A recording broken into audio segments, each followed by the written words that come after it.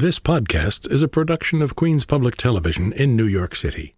Visit us on the web at qptv.org. In 1978, 20-year-old aspiring dancer Madonna Louise Ciccone gave up a scholarship to the University of Michigan and moved to New York City with only $35 in hand.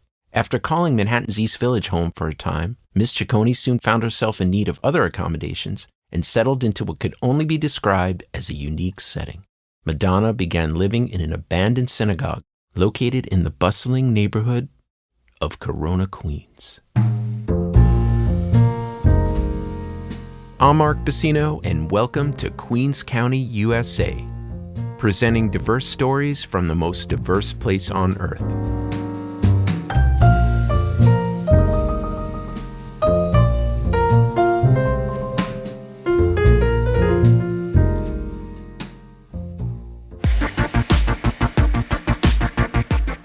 While the Corona section of Queens is primarily known as a working-class neighborhood, with its beloved Lemon Ice King of Corona ice cream parlor and sprawling Flushing Meadows Corona Park, of more historical importance, Corona is also acknowledged as the once longtime home to the father of modern jazz, Louis Armstrong, as well as other jazz luminaries such as Dizzy Gillespie.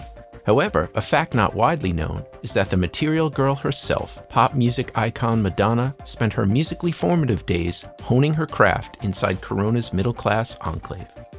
In 1979, Madonna met musician and comedian Dan Gilroy at a party. At the time, Gilroy was living with his brother Ed, also a musician/comedian, in a former synagogue situated in Corona that served as both the brothers' residence and their rehearsal space. Over time, Madonna and Dan became romantically involved, and eventually Madonna, eager to leave her home in the dangerous confines of a late 70s East Village, began living with Dan and Ed in their Corona, Queens sanctuary.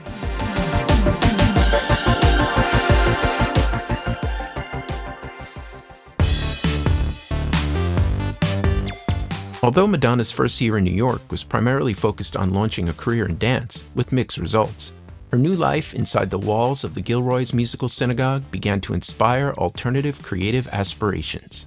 When Dan and Ed were off waiting tables by day and performing their music or comedy routines by night, and Madonna herself wasn't working at local catering hall Terrace on the Park, she started experimenting with various instruments scattered around the Gilroy's rehearsal space.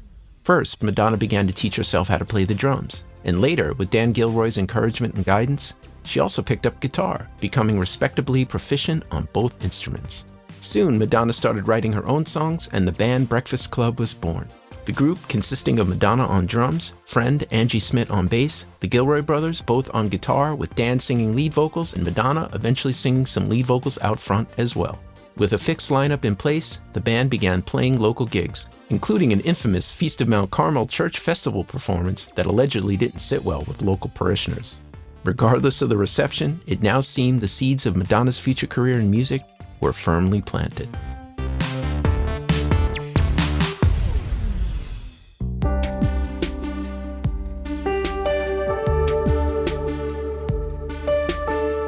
In 1980, Madonna and Dan Gilroy's relationship began to fade, and Madonna left Breakfast Club and the synagogue behind to form the short-lived band Emmy and the Emmys.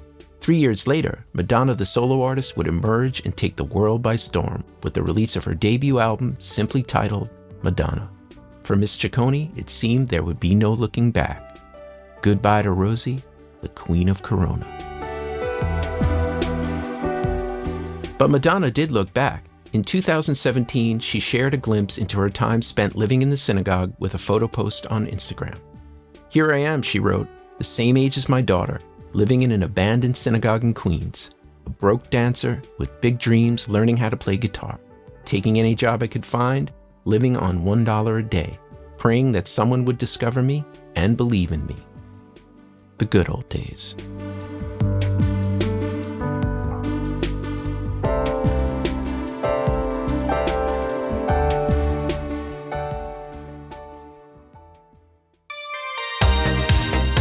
The executive producer for Queens County, USA is Daniel J. Leone.